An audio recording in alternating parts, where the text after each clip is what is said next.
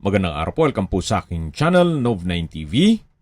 Patalasasan po, meron po ba kayong mga properties na napapabayaan or non-performing assets? Plan nyo yung ibenta, pero wala kayong oras pagbenta nito. Kung ito'y pagkakatiwala nyo po sa amin, tawag lang po kayo sa aking numero, usap po tayo, gawan ko po ng video for free. Yes, libre po. Wala po kayong babayaran. Tutulungan pa namin kayong mabenta ang inyong property. Kami na po bala sa marketing, sa boosting, pati po sa paid advertisements, even sa tripping. Hindi na po kayo mapapagod sa pag-entertain ng mga buyers.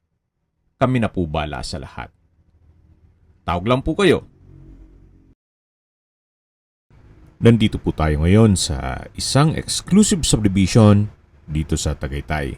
Ito pong bagong video presentation natin ay isang brand new 2-story house.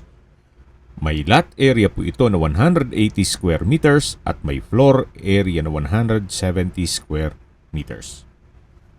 Fully fenced at may gate na rin po ito.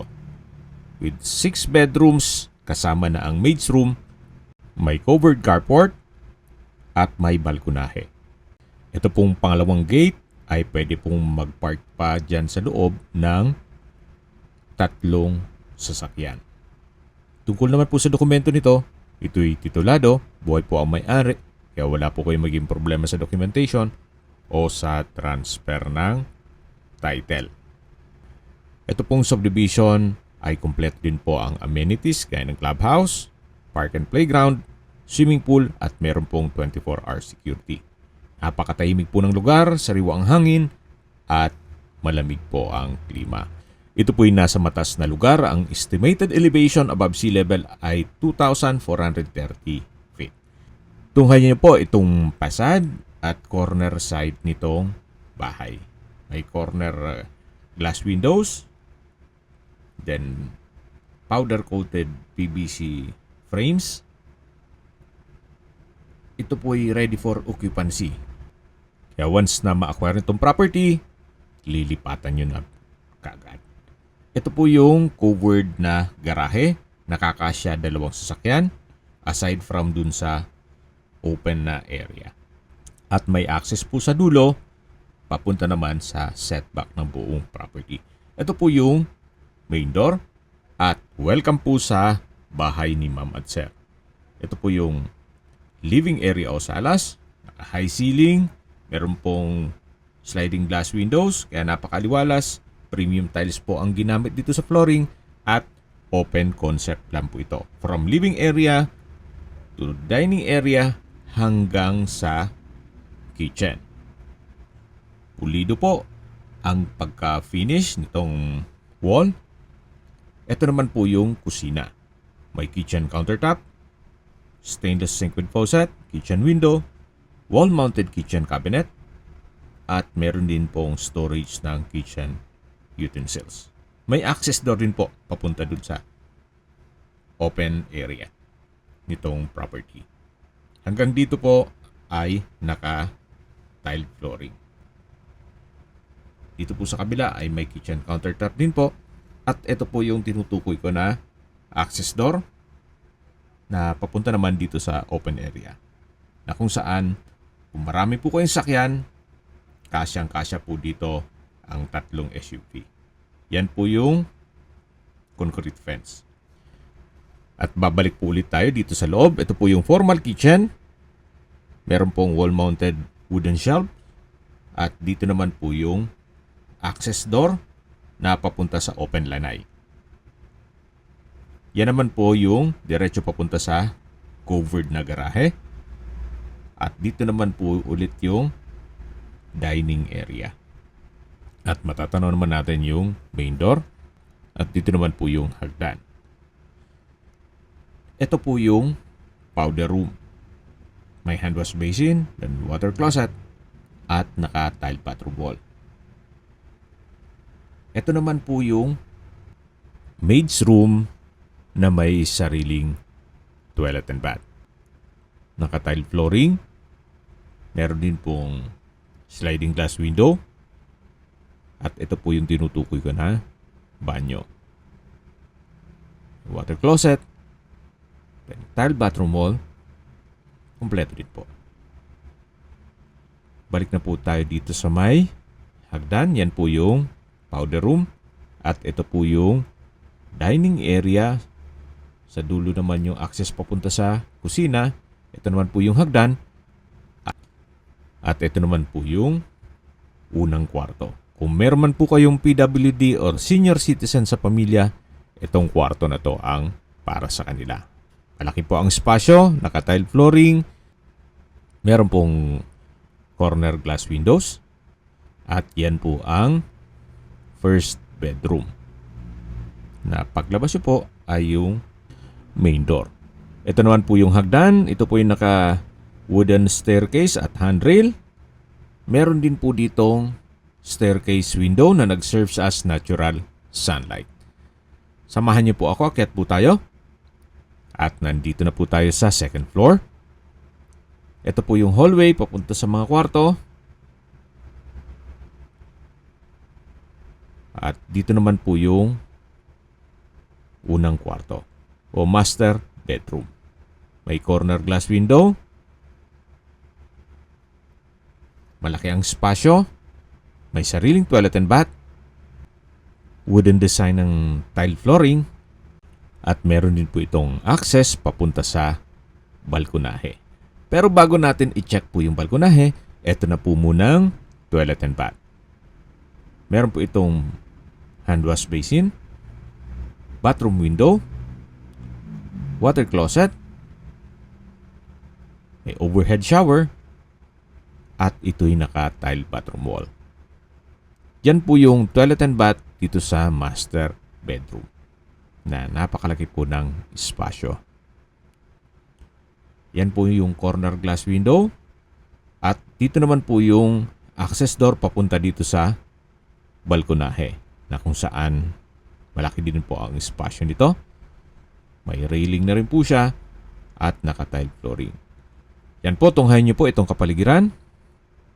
Napakatahimik po, napakaaliwalas. Isingit ko lang po, yung reason for selling ay property liquidation. May pagbabago sa kanilang plano o change of plans. Kaya bebenta na lang nila ito. Yan po, tunghayin niyo po ulit itong kapaligiran. Yan po yung inyong mga magiging kapitbahay. May ilang-ilang mga nakatayo na rin dun sa kabilang street. Pero dito po sa area na to ay 3 o 4 na bahay pa lang. At dun po sa kabilang side nitong concrete fence ay for sale din daw po, sabi ni owner. Pero ibang may-ari. Kaya kung sakaling gusto nyo mas malaking lote, for sale po yung kabilang property. O lote lang po yun. Ito po ulit yung hallway. At ito naman yung third bedroom. May 2 sliding glass window, tile flooring, may mga outlet na rin, at maayos po ang pagka-finish ng wall. Dito naman po yung fourth bedroom. Sa spasyo, malaki din po siya. Halos same design. May 2 sliding glass window. Then, naka-tile flooring. At meron na ring mga outlet. Quality po ang pagka-finish ng wall. Wala po kayong ipapagawa na dito. Ito po'y brand new. At dito naman po yung panglingwang kwarto o 5th bedroom. At kung isama sa bilang yung maid's room na pang-6 na kwarto.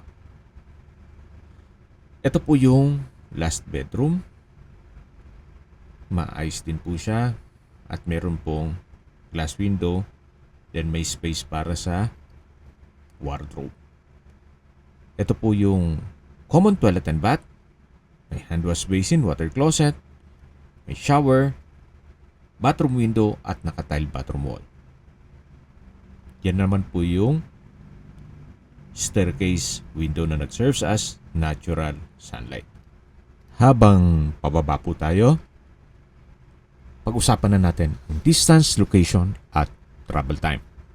Mula po sa Mahogany Market, ang distance is 2.7 kilometers at ang travel time is 6 minutes. Mula naman po sa Tagaytay Rotonda o Fora Mall, ang distance is 5.6 kilometers at ang travel time is 10 minutes. Kompleto na po doon gaya ng public market, groceries, convenience store, remittance center, banks, schools, church at hospital. Yan po yung lagi kong binabanggit sa inyo na dapat nyo i-consider sa paghanap ng property ay yung meron pong malapit na hospital. Hindi ko naman po sinasabing sakitin kayo. Yan naman po yung for emergency purpose lang naman. At ito po pala yung service area. At dito naman po yung open space. Itong property na pwede pong garahe ng 3 sasakyan. At balik po tayo sa distance, location at travel time. Mula naman po sa Calax, Aguinaldo Highway, ang distance is 20.4 kilometers at ang travel time is 25 minutes. Mula naman po sa Manila o sa airport, ang distance is 60.2 kilometers at ang travel time is 1 hour and 20 minutes. Okay, sa presyo na po tayo. Binebenta po ito ni owner sa halagang 15.9 million pesos net. Ibig pong sabihin, si buyer na po ang sasagot sa lahat ng taxes at expenses with regard to documentation. Kung magkano lang po yung nagastos niya, maibalik lang daw, then okay na sa kanya. So 15.9 million, meron po kayong brand new 2-story house na nasa loob ng isang exclusive community na kompleto ang amenities at meron pong 24 hours security. Nasa matas na lugar, kaya flood-free area. Once na ma-acquire niyo po ito, pwede niyo na pong lipatan kaagad. Hindi niyo na po kailangan mag-antay ng mga ilang weeks para ma-turn over sa inyo. Once na ma-settle niyo payment, pwede na pong mag-move in. Kung may mga katanungan po kayo o gusto magpaset ng tripping, tawag lang po kayo sa aking numero. Sa mga kababayan naman natin nasa ibang bansa, meron po akong WhatsApp, Viber, Telegram, at Signal. Same number lang po, 0917-316-3399. Sa mga nagtatanong naman po ng aming Facebook, meron po aming Facebook page na Nov9TV at Facebook Real Video. Meron din pong TikTok at Instagram. May ibang YouTube channel po kami, the Nov9TV channel,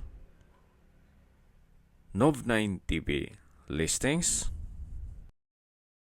Nov9TV On The Spot, Nov9TV Updates,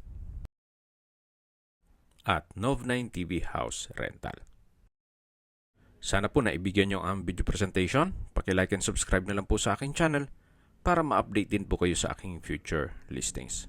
Kung sakali po hanap nyo yung mas malaking sukat ng lupa, meron din po kami ibang listings na pwede nyong pagpilian. Huwag po kayong mag-atubiling tumawag sa amin. Then, let us know your budget para malaman namin kung anong property pwede naming ilog sa inyo. Sa lahat pong viewers, subscriber at nagtiwala po sa amin, salamat po sa suporta. Ingat po kayo lagi at yung pamilya. Maraming salamat po.